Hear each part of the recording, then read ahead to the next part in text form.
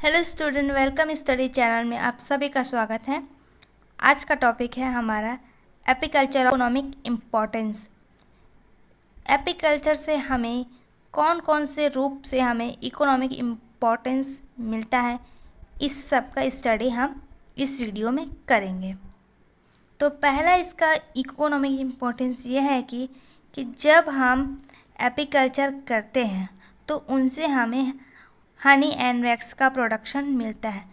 इसके साथ साथ हमें वैक्स का भी प्रोडक्शन मिलेगा, जिससे आपको डबल इनकम प्राप्त होगा। इस तरह से इसका फर्स्ट इकोनॉमिक इम्पोर्टेंस यह होता है।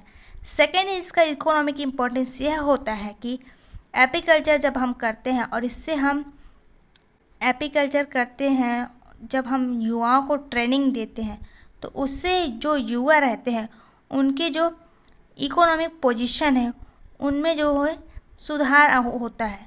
तो इस तरह से हम उन युवाओं की आर्थिक स्थिति में भी चेंजेस ला सकते हैं इस एपीकल्चर के माध्यम से।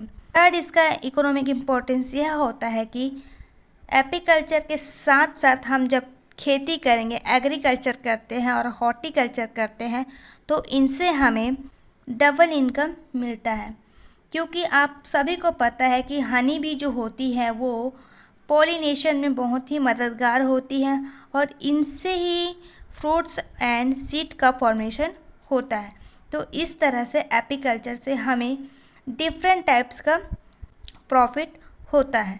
और इसका फोर्थ पॉइंट है कि जब हम ट्रेनिंग लेते हैं, एपीकल्चर का पूरा ट्रेनिंग लेंगे, जानेंगे कि किस तरह से इसका प्रोसेसिंग होता है, किस तरह से आजकल हनी का डिमांड ज़्यादा है, वैक्स का डिमांड ज़्यादा है, और जो युवा जिन्हें रोज़गार नहीं मिल रहा है उनको हम रोज़गार देने के लिए भी इस एपीकल्चर जो होता है वो इकोनॉमिक इम्पोर्टेंस होता है।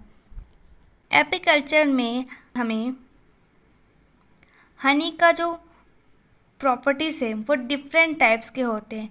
तो ये जो प्रॉपर्टीज़ है उनका वो सबसे पहले हमारा हेल्थ के लिए होता है। तो हमारे हेल्थ के लिए जो हनी होती है वो बहुत ही फ़ायदेमंद होती है। ये जो होते हैं हमारे बॉडी में एंटीबैक्टीरियल होते हैं, जिससे हम बीमार जब होते हैं, जैसे कि जब हमें कोल्ड होता है, फीवर होता है, तो उनसे हनी जो है हमारे बॉडीज़ में एंटीबैक्टीरियल के रूप में मददगार होती हैं। और ऐसे पेशेंट जिन्हें डायबिटीज़ हो गया उनके लिए, उनके बीमारियों के लिए भी ये बहुत ही फ़ायदेमंद है। साथ ही साथ ये जो है डिफरेंट टाइप्स के डिसीज़ को ठीक करने के लिए, जैसे कि निमोनिया और अल्सर से भी प्रोटेक्ट करता है ये हनी। और इसके साथ साथ हनी ब्लड में हीमोग्लोबिन लेवल को भी बढ़ाता है ये हनी। अब हनी का हमने प्रॉपर्टीज़ तो समझ लिया है, पढ़ लिया, अब पढ़ते हैं वैक्स का प्रॉपर्टीज़ क्या है। तो वैक्स का जो यूज़ होता है मुख्य रूप से मोमबत्ती बनाने में किया जाता है, पेंट्स में बनाने में भी किया जाएगा, पॉलिश बनाने में भी इसका यूज़ किया जाता है।